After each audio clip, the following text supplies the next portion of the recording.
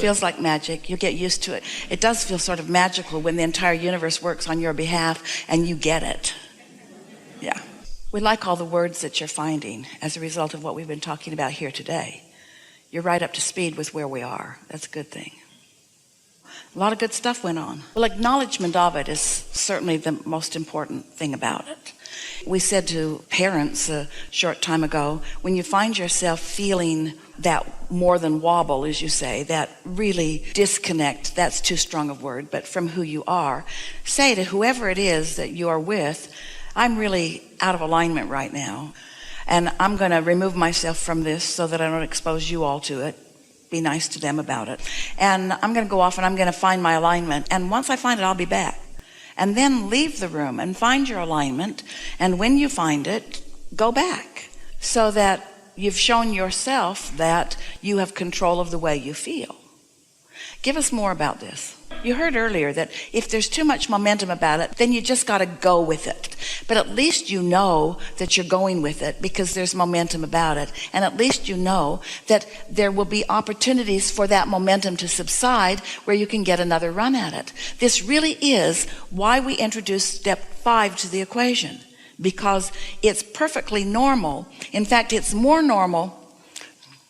The analogy that we've offered for years is, if you're going 5 miles an hour and you hit a tree, it's no big deal. If you're going 100 miles an hour and you hit a tree, it's a bigger problem. So once you get accustomed to this high-flying, good-feeling momentum of alignment, then when you step out of it, because there's some hot button that has been activated, but it's a good thing that it has happened because it is showing you that there's something that's easily activated that doesn't need to be so easily activated, and in time you can soften it, you can leave it in another place. Now, here's the remedy for that, and we know that you'll be able to hear this. So let's say that something happens and you have that big bump and you know it, and it upsets you substantially, and it lasts for a while, and then you compound it. So that's what your attitude about it is. But then let's say that you, maybe at a later date, maybe tomorrow or even the next day, you sit to meditate, you quiet your mind, you stop thought, and you know you've done it. We'll talk more about that before the seminar ends, about effective ways to go about that quieting of your mind. You quiet your mind, which means you've stopped thought, and your vibration rises, and you are in this place of detachment. Now, you're not thinking about anything, you're not trying to fix anything, you're just in this place of alignment with source energy. And it's easy to be in that place of alignment with source energy because you're not trying to work the bugs out of what happened the other day. Your mind is quiet from that, and in the absence of that conversation, you find perfect resonance with your inner being. So you just rest in that resonance, maybe for the 15 minutes, maybe it didn't happen till the end, but when you come out of your meditation that day, you are vibrationally different, which we want to sort of say makes you even better prepared, because now your vibration is in a more secure, more sustained place. So let's say that that's that. You go right back into the same whatever it is.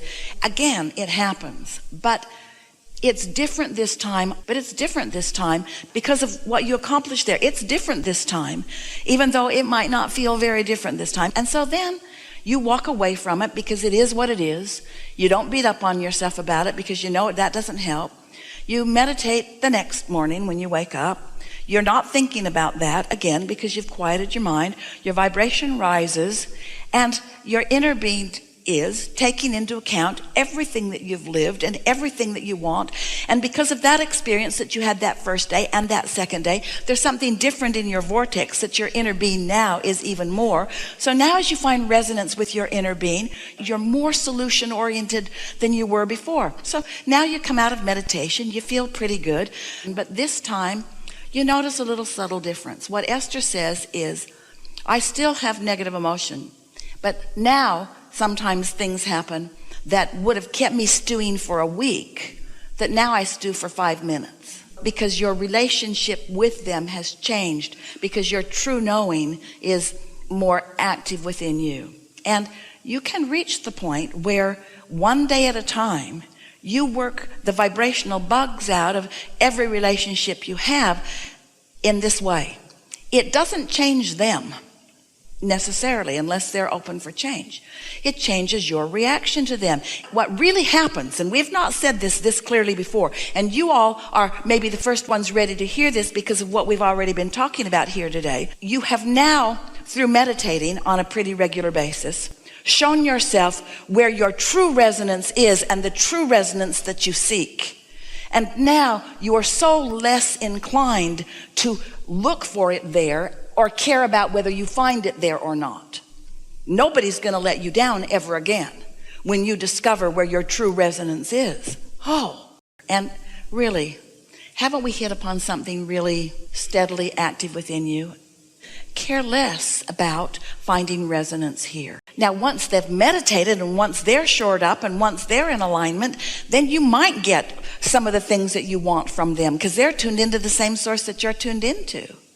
And after a while, it will become less important, and then something wonderful happens.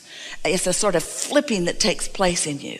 You look for something that you might give, like steadiness, like centeredness, like love, like sureness, like confidence, like empowerment.